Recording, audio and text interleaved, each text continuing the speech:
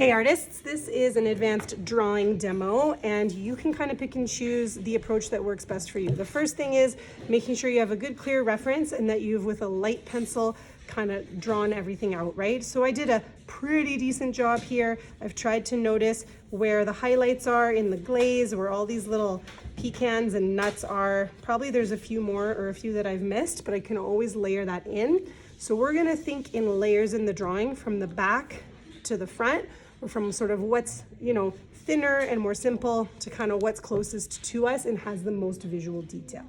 So when you're done with that drawing, say adios to those. You're probably not really using your pencils unless there's something that's black and white or grayscale, but keep your eraser handy. The eraser is useful as a blending tool and a texturing tool for a lot of these things.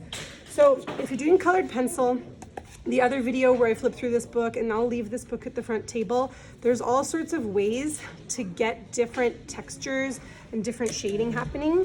One big difference is you're gonna wanna use these nicer drawing pencils, these Prismacolor pencils, and you can kind of just keep the whole set generally together, or you can like pull out whatever is sort of the better colors and tones for you, okay?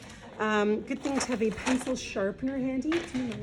Okay, just because they're not always gonna be, thank you, the exact way that you want, but you can kind of pick, 2 or 3 tones that you see in your food. So at minimum 3, right? I always think light, medium, dark. And I think based on what I grabbed here, you can always hold them up to your sketch, and then sometimes it doesn't look the way we think it does. So keep a little test paper handy here. You can see what I get with varied pressure. Okay, darker to lighter. With that one, I like that guy, he's happy. This one. And I want to think about how I could layer these as well, right? So it could be varied pressure, it could be the direction you're going. Like generally for me, I'm just gonna be pretty loose with all of this stuff to give you the idea. I'm following the edge of anything and following that direction. So I wouldn't be like shading side to side here, right? Because that's not the way that the donut is. So I'm following, even as I shade, kind of that rounded contour. And I'm just building in these colors wherever I see fit, and then layering in. It starts to get a little deeper in this lower half. So just a light beginning is kind of how I like to go with it. And then you're layering, you can come back in and kind of keep helping those colors. Hopefully you can see along that curve, right, where I've allowed those to merge. So these Prismacolors do a really nice job blending all on their own. One other thing that can help is using a lighter color back over top of them. So I'll just show you what that looks like here. So that lighter or warmer color is now really filling in the tooth of the paper. So white can work for that. I actually have a whole case of just blenders that are pencil crayons. And then you can still experiment with these paper stomps as well as your blending tool. Okay. One other thing that can work with pencil crayons, it's a funny one. Actually, a metal spoon will be amazing if you can, but it's called burnishing. It's where you just rub it into the tooth of the paper. Sometimes it's a little more obvious than other times. It depends how light or dark your color is, but that's all different ways that you can explore color pencils. So 3 minimum, but you've got these huge sets to kind of go with, right? And then you've got all those little tips and tricks, following the direction, building your texture. I actually think one thing I'm gonna start to do is a little more scribbling or scumbling to kind of get that crummy look of the color pencil. Okay. Okay, chalk pastel. So I'm gonna just talk about how you might use these softer chalk pastels really quickly. And one of the tricky things with these, I'll just show you on my test page. You can use it as a drawing tool. It'll leave nice lines. You can kind of use the side edge of it as well. Or you can do my favorite thing, which I'll sort of do here in the icing, is you can take an X-Acto knife and lay a ground. So I'm just kind of getting that chalk dust generally where I think I need it. I'm gonna build this up slowly all around. You can explore different colors. So I'll grab a slightly darker one for the bottom half here, and then I might keep that handy, I might come back to it. And then just using a cotton ball, or you could use Kleenex, you start to get that chalk dust rubbed into your image. And anywhere that you don't want it, just don't rub it in, okay? Or know that you can erase. So sometimes I like to kind of throw all this down, tap off or blow any excess away. And you can see how smooth that is. There's no mark at all. I can keep making it a little darker if I want to by just adding more chalk, right? And working it in. You can see where that tone got a bit deeper. I can draw with the chalks too, and it will stay. Like I said, I'm just gonna do some really loose demos here, okay? That's a really cool look. And again, I could come in and even soften some of those. You could use a little Q-tip for that, all that kind of good stuff.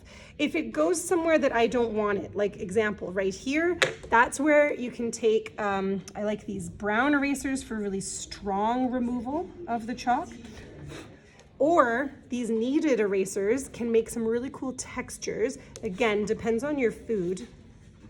But I'll just show you, I'll show you over here with a bit of a darker color, just so everyone can really see that, okay? So let's say I've kind of got some of the darker cakey colors. I've blended that in, but I still want a little more texture. Sometimes I actually just roll the eraser through it, and it creates like a really cool kind of mottled texture. And then you just have to stretch it and knead it again to kind of get that color out, get it clean again. And you can like get this into small little areas, right? So if I wanted to lift up, I don't know, wherever all those little nuts are, I can kind of get rid of those. So the chalk pastels are super versatile, and I like kind of getting those down first. Then you might go back in with a little more control with something like the pencil crayons. Okay. Conte, just a quick mention for Conte, is on the same page as the chalk pastels. It looks like this, and the reason is it works in a really similar way. It's just a little more compressed, so it's a little firmer, and it will give you, you know, a little more control. So I'd be more comfortable drawing with the Conte directly, okay, than I probably would with like the same color of a soft pastel. Like I say, it's just, it gives me a little better control. It's not as dusty and it's not as loose. And again, you can see how I'm even just using this as my drawing tool to build up that color. Okay, so there's your Conte and your chalk pastels. Okay, oil pastels. These are so blendable and so much fun, and there's a couple things you may have not seen me show with an oil pastel. So grab a set, just like everything else. Make sure that you have a white oil pastel. That's something you'll always need. And then again, you're just kind of choosing, I don't know where I want to do this. I guess I'll keep going on my icing. Choose a few colors that you think might work. And you don't always know how they're going to be here. So again, just going to clean this white off. Check all your colors to get a sense of like what you're working with. So there's always lots of scrap paper around. Okay, and that would be, I'm gonna say goodbye to that gray. Okay, so then the oil pastels, right? You can get some really nice blends happening. Oh, I knew that would happen. Someone was in there with the blue. That's okay. You can get some nice blends happening. I'm coming in just with the white here first. I guess bluish white now, that's okay. And then you can come in with that and slowly build it up so that it doesn't need to be, again, super strong at first. I'm just kind of now working into this center part with oil pastels layered over the chalk, okay? And then to keep them a little more soft, again, that's why I said make sure there's a white, because the blenders for chalk or oil pastel, right, are white. Can you see how that's filling that in for me now? I'm kind of merging those colors. It will lighten it, so that's one way to go. One of my favorite ways to do it is actually, it's oil. So there's a bottle of baby oil, and you can just get a little bit onto a cotton swab or ball, and then the oil, baby oil, will blend out your oil pastel to a much sort of thinner. So it lifts some of the pigment away, but you can see how now those are all kind of getting along a little better, a little happier. You can let them dry, okay? One other thing that's really cool, if you've applied it quite thickly, like I'll show again over here, you can do something called sgraffito, where you scratch away the oil pastel. So if it gets carried away on you, right, I might actually use that technique here in some of these nuts. I could put a pretty thick little bit of it and then scratch away where it's lighter. Okay, so oil pastel. Wax crayons. Don't have a flashback to kindergarten. Okay, these guys, these Crayolas, they're actually pretty versatile, and I find that they blend really well, and there's some pretty decent colors in these larger sets or in the bucket. So again, I'm just picking the ones that mine is kind of using. Where's the gray? I'm gonna switch it up from the donut itself. I'm gonna go into the shadows here. So I like to have a shadow. It's not in my reference, but I like to kind of add into the white sort of an area where I think there'd be a shadow. And I just want you to see, like right next to something like this is pencil crayon, right?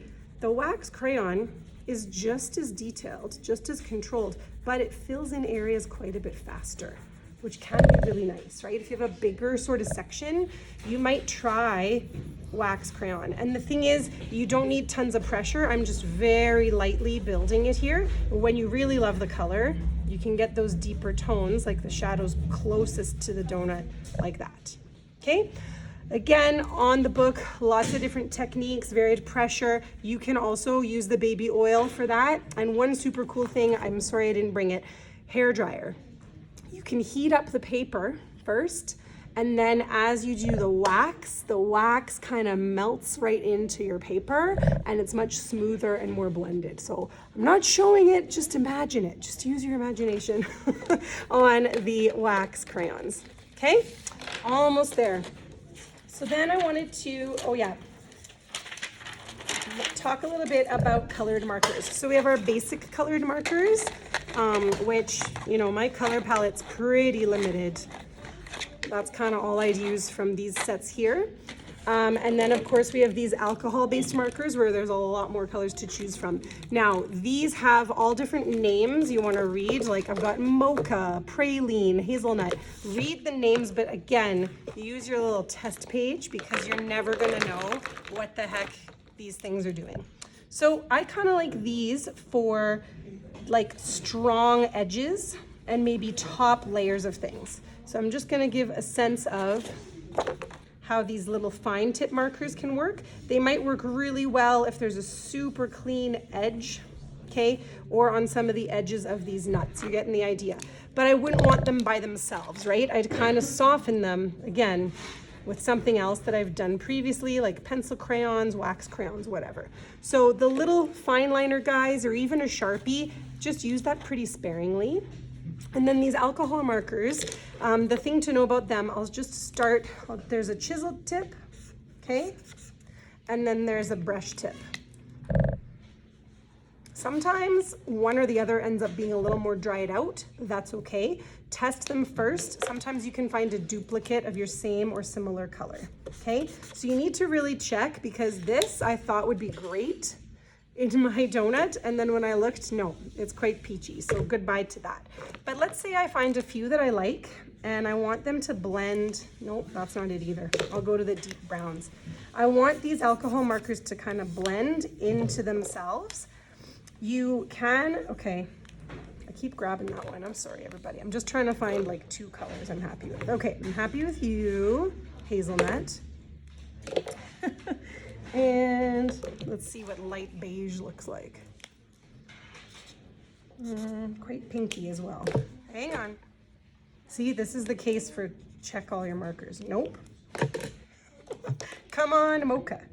Okay, that's a pretty dramatic difference, but I think I can make it work. So we'd go from this to the mocha, and the way to make them kind of work together is you might find something that looks like it's a white in the set. It'll say, though, blender. Or I've got a whole container of these blender. These are just acetone or alcohol inside. So it's actually clear, okay? The way that you might want to work with the alcohol markers, kind of liked this color more. So I'll come on the inside of the donut here. You can use that brush tip to kind of outline. I like to outline the general area where I know it's going to be. Okay, and then I can flip it and use the chisel tip to really get into and layer on the base color. Now that can get quite a bit darker, but I'm just using a delicate touch with it because I'm wanting to blend it where now I see more of a shadow in the upper part.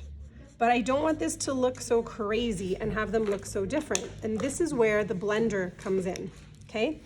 As you've layered those, then you can take the alcohol marker. I'm gonna use this one because it's a little fresher. And you can knock back that one color on top of the other. Another way to use the blenders, let's just show over here, is you can get the whole area that you're about to work in ready with the alcohol marker, and then you've primed it that anything you put on top and next to the other, did you see how they sort of spread out there? They're gonna blend a little more easily, and then you can work back in the opposite way that you've done them to keep softening. These colors are pretty dramatically different, so I personally would try to find a couple that are closer together, but it really just depends what you're finding in the sets. But you can see how that's still expanding and still bleeding and softening out, kind of like almost how paint would. Okay? The thing that's tricky with all these drawing supplies, just to finish up, you guys, is that your paper is gonna like take a beating if you're not careful. So feel free to just lay down an extra sheet as you work to protect it with your hand, and then keep kind of cleaning things up as you finish a section, right? If you're like, no, I still want this to be white, you can. So I went really lightly here. I've got quite a long ways to go building the layers, and just think about kind of working that way. Like these examples I'll pass around for you to see. They're made by lots of different colors, right? Lots of different layers, and how do I create those textures? Even if it's pretty monochromatic like this, there's lots of detail you can find. Okay, so good luck, have fun. All the supplies are around and this book's around at the front.